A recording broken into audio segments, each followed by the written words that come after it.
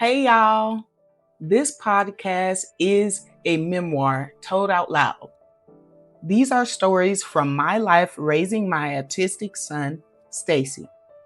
Not advice, not research papers, just lived experience. Some of these stories are messy, some are funny, some still live in my body.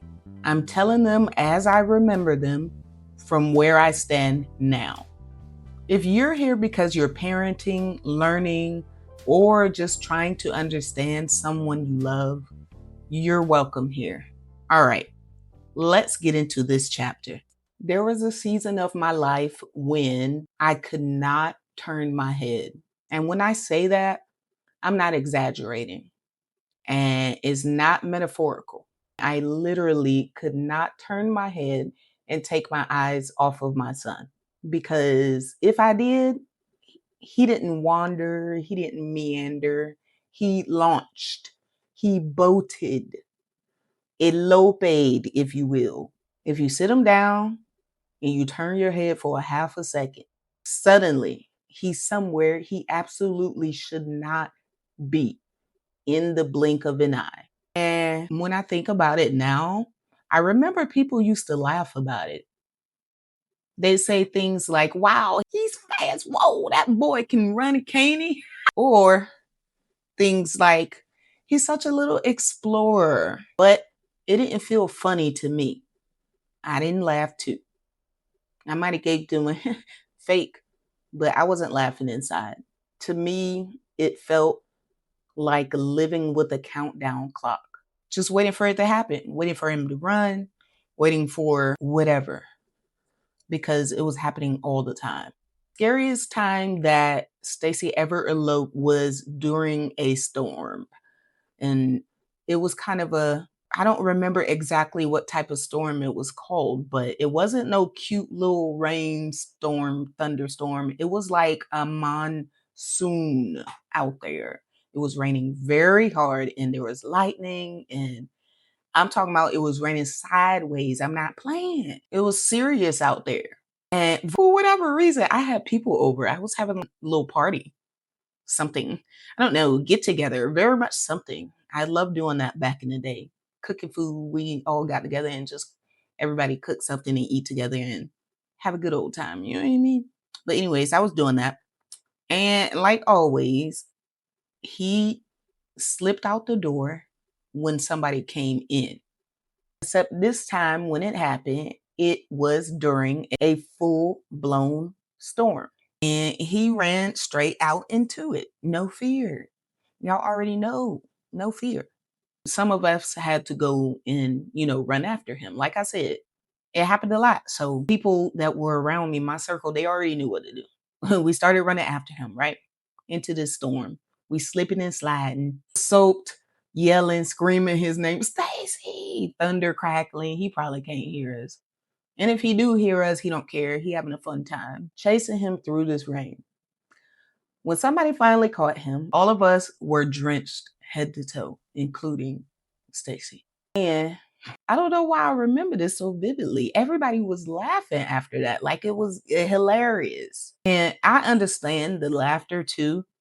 I understand it. I'm not saying I don't understand why everybody laughed, because it was something that crazy that happened and then, it was over. But everybody just laughed it off.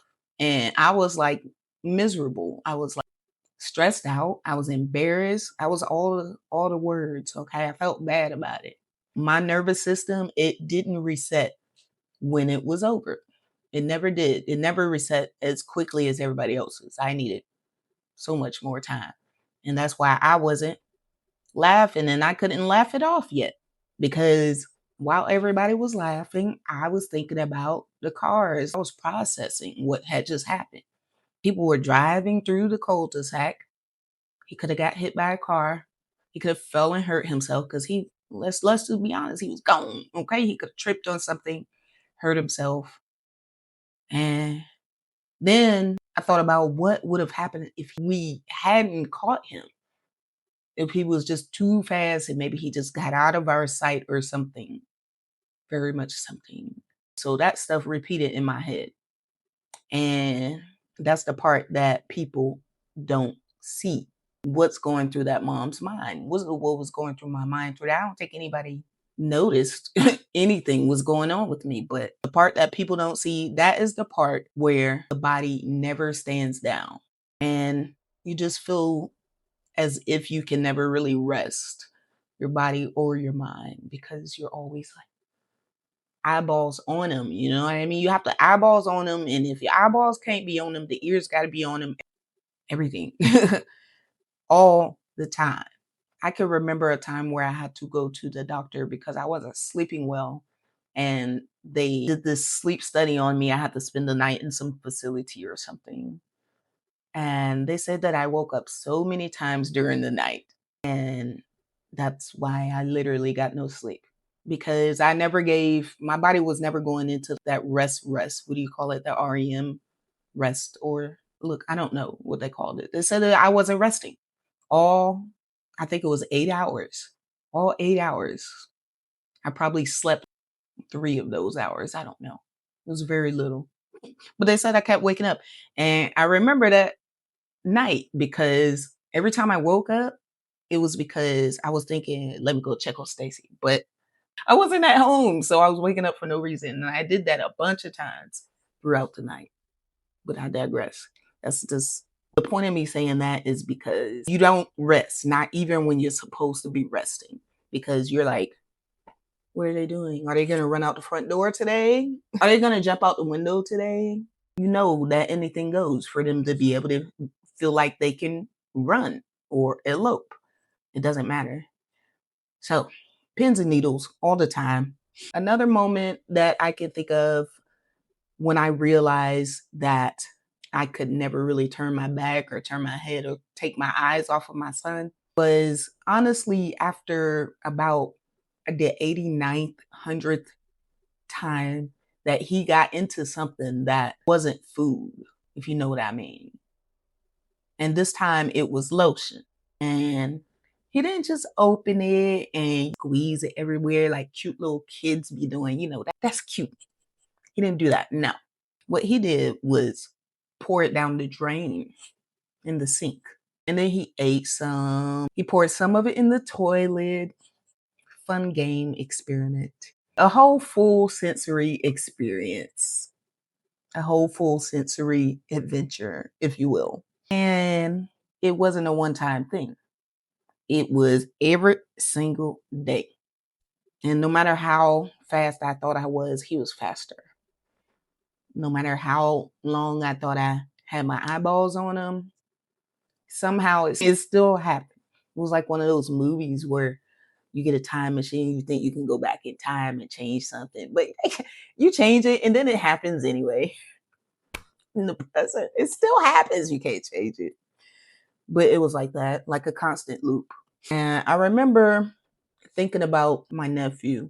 This is another moment that made me, so to speak, compare Stacy's kind of antics and things to other kids. And my nephew, he's around Stacy's age, maybe a year or two older. And I remember thinking about one time when my nephew was around that age. He got into my sister's baby powder and he made a little mess. And I remember trying to think, did he do it anymore after that? And I was like, no, he didn't. Not that I can remember, unless my sister just didn't tell me or I don't know. But unlikely because we tell each other everything. But that made me compare. No, he definitely didn't. Not like Stacy is doing it. And he didn't pour it into the toilet and into the sink and eat it and all that. That made me realize it was different and it was like a sensory experience. And it felt like it wasn't something that he could stop. And then also having, and once again, my other child, my daughter, another child that I had to compare to Stacy's antics, and I don't recall her doing that at all once. And the reason why I started comparing it was because of how constant it was. It was the consistency of the behavior and the consistency of it being sensory motivated. And it didn't seem like curiosity to me, like my nephew, the baby powder. Like, I'm trying to do what my mom was doing or whatever. It didn't seem like mischief. He was doing it to make me mad or anything like that. To me, it was compulsion without communication. It seemed, like I said, like something he couldn't stop. Meanwhile, I was living in protect my child mode all the time. And I was constantly always calculating risks, cars, water, crowds, open doors. Always got to be on your P's and Q's around your autistic kid. I remember one time I was at the beach with a friend and I was with Stacy and Heaven. They were both with me and one adult friend. And majority of the time I was there, actually this memory is coming back. I don't think I had anybody with me. Now that I think about it, if I did, it wouldn't make sense. I was probably just me and Stacy and Heaven. We're gonna say that. Look, like I said in the intro, is as I'm remembering. But anyways, we were at the beach. We're gonna say me, Stacy, and Heaven, because I'm not seeing another person right now in my mind. Anyways, but I just remember the whole time watching Stacy like a hawk. I was watching him and Heaven, but I was not watching Heaven like I was watching Stacy. I feel, and I really don't want to say this right now, but let me go ahead and say that and release it. I feel that I was not watching her close enough because I was watching Stacy. I felt I had to watch him more. And also because she was just so independent anyways, and she kept checking in every so often. I don't know how often the increments were, but at that age that she was, and I think she was 6 or 7, at that age she was super clingy. She couldn't be away from me for more than a couple of minutes before she would come back and be like, "You okay? Mommy, what you doing? Mommy, you happy?" Like that was her. Love you all the time. That was her. And that day she was doing the same thing. She was checking in consistently. And she was staying close and she was playing with Stacy. But he don't really like to interact as much. When he at the beach, he likes being by himself and doing his own thing. So she didn't really get to play with him too much. And I think that's where things kind of went wrong. So I would glance at her from time to time, but my eyes would basically be locked in on Stacy. Until one time I glanced too long at Stacy, and Heaven got pulled by the current down away from us slowly enough that I didn't notice that she was moving. And by the time I looked to see what Heaven was doing, she was gone out of my sight, anyways. And long story short, obviously anybody that watched me know that she was fine because she's 20 now and she's still living with me. Long story short, she was found 9 streets down the beach. 9, I don't know how long them streets are, but you know, like First Street, Second Street. It was 9 streets down, basically. That's how far the current had taken her. But I ain't know where she was. So I looked for her for a little bit. And then I called the police. And I was like, I can't find my daughter. They came right away, which kudos to, I was in Virginia Beach at the ocean front. Kudos to them. It was like, called and they was like, "You called?" They came right away. So thanks for that, because I was panicking. Then I had Stacy. I had to take him out of the water, BT Dub, so I could conduct this investigation looking for my missing daughter. He was so angry, but I didn't have time for that, so I just drug him out. Just drug him out or whatever. But police came right away. I showed them a picture of Heaven, and I was like, "This is her." And they walked with me for a long time, just looking up and down the beach and looking for her. And, thank whoever, okay? Thank Mother Nature that I had taken a picture of her that day in the same bathing suit she was in, because I showed the cops or the police or whatever. And he was able to radio in other ones nearby. And somebody was like, "You said a pink polka dot bathing suit?" And they were like, "Yeah." "Oh, I got her." She's right here. She's been chilling with me basically for like however long we were looking for her, basically. They said that they found her, and like I said, they told us she was 9 streets over. So I walked over, and when I got to her, she was sitting on this beach cruiser thing or whatever. It's huge, like thing. I don't know. Whatever police were going up and down the beach with, she was on top of that thing. And I got down and we hugged and she was like, Mommy, I couldn't find your Stacy. And then I saw the policeman and I told them that you guys were, this is not funny, but it is a little bit. She was like, I saw the policeman and I told them you guys were missing. And I'm like crying and laughing at the same time. Like, girl, we were missing. Girl, you were missing. You were the one missing. But hey, I ain't say nothing. I was just like, you did good, girl. I told her she did such a good job. I lost my mom and my brother. They're missing. She probably described us and everything. She's so smart. But anyways, she was just sitting up there though before I came. Like it was no big deal. She didn't seem like she was damaged from it or nothing. But me damaged. Oh, okay. Was L damaged. Oh, okay. Very much so. I felt horrible. Like I felt guilt. Like, how could you do this? It had been so many other times that I'd taken both of my kids out and even my nieces and nephews too. There were times where I had taken both of my kids, my autistic son, Heaven, and like their cousins out, like sometimes 5 or 6 of them at a time. And I had never lost a kid this time though. Ugh, I felt terrible and all that guilt and stuff because I didn't understand yet that I was just living in that constant vigilance. And living in that constant vigilance means that something always slips eventually. So, with what I know now that I didn't then, is this.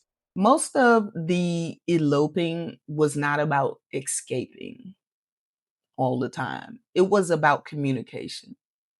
He couldn't tell me things like, I want to leave. Like, I don't want to be here anymore. Or I don't want to leave. There were times where I would come and pick him up from school and he would just run all over the place instead of getting in the car with me. And he couldn't say things like, oh, what's that over there? I want to go check it out. If we were in a store, that was a big place he used to elope. And if anybody watches our videos now on social media, you see that he does his own shopping and he actually loves shopping. It's like one of his favorite things to do. So it makes sense now why he was eloping in the store. He wanted to go see what that stuff was over there down that aisle. You going too slow, mama. That's the thing. So now when I go in the store with him, he doesn't stay with me the whole time and I don't bother to try to make him. Okay. And I don't try to walk with him because he walks too fast. He basically goes one way and I go the other. And we meet up where the cashiers or like where the snacks are. I think that him running, the movement of the eloping was his way that he figured out how he can communicate, basically. Or that the running was maybe a way for him to regulate. I don't know. But one thing I have learned over the years, I did take the RBT course and eloping, if you're trying to figure out why your child or an individual is doing a certain behavior, say eloping, for example, why is my son eloping in this moment or whenever? There are 4 things that it could be. They could be doing it for access to something, to gain access to something tangible. I want that. It could be for escape. They're trying to get out of there. Have been times where we have been places or parties or stuff and Stacy has eloped because he was overstimulated in the place. I hate to say this, church is a good example of that. He eloped a lot during church service. That was his favorite place to elope, next to the grocery store. But yeah, he would get overstimulated and be like, I'm out of here. Basically. So escape. What was the first one I said? I don't remember. I'll go back to the video and watch. Escape. Oh, to get something tangible. Next one is attention. Could be eloping for attention. I can't see that, but it's one of the possibilities. And then the last one I believe is sensory. Well, I know it's sensory, but I believe that's the last one is for sensory reasons, like the pouring the lotions down the sink thing. That's one of the behaviors where you're like, It can't be for gaining access. They're not trying to gain access to the lotion. They already have it and are pouring it down the sink and wasting precious dollars because it's probably the good lotion like the Vaseline, the cocoa butter. I don't know. Okay. Probably the good stuff. It's not for attention because they did it in the hide. You was being sneak. It's not escape because they're in here, doing their thing. They haven't escaped anything. And sensory, definitely. Yes. Because think about how the lotion is going down the sink. They probably run in the water too. Probably sounds beautiful. It probably looks aesthetically pleasing to say the eyes. Going down the toilet. Oh, come on. Look, I know all about the down the toilet stuff. If you got a kid or someone in your life right now that is flushing stuff down the toilet and you like, why? It's sensory. Okay, I'm gonna tell you right now because it stimulates almost all the senses. I caught my son Stacy once watching on YouTube people flushing weird stuff down the toilet. Random stuff, marbles, you name it, whole roll of toilet paper, stuff, just stuff. Okay. Like that little duck from that goddamn cartoon. What was that? Warner Brothers cartoon, Animaniacs. That could go down the hole. Yeah, that one. Yeah. My truck go down the hole. Yeah. All that. Straws go down the hole. Okay. Everything goes down the hole and it's a nice sensory experience. Okay. Sounds great. It looks great. Probably pretty colors swirling around, etc. Okay. And I said all that to say this. If you understand what or the whys of a behavior, it will definitely help you to make more informed decisions on how you should move forward. So if you are like me, just all the time being overprotective and your nervous system just always on go mode, and you are listening to this and you feel like you can just never relax, if your eyes are always scanning for the exits, and even though you're trying to have a good time in the outside, your eyeballs always go back to where's my kid? What's they doing? What's going on, etc. If people say that you're just being dramatic, but your body says otherwise, you are not broken. You are just learning, and your body is learning with you. And also, I would love to add that you are not tripping, okay? Because you can explain to 100 people what you're going through. And even right now, me trying to explain to y'all what it was difficult. You can explain to 100 people and they might not get it. And you might feel like, man, am I tripping? Because none of these people get it. Maybe I'm tripping. You're not, okay? You're not. The stuff you're experiencing is real. Your feelings, all that are valid. This has been another chapter. I will see you in the next one. Bye.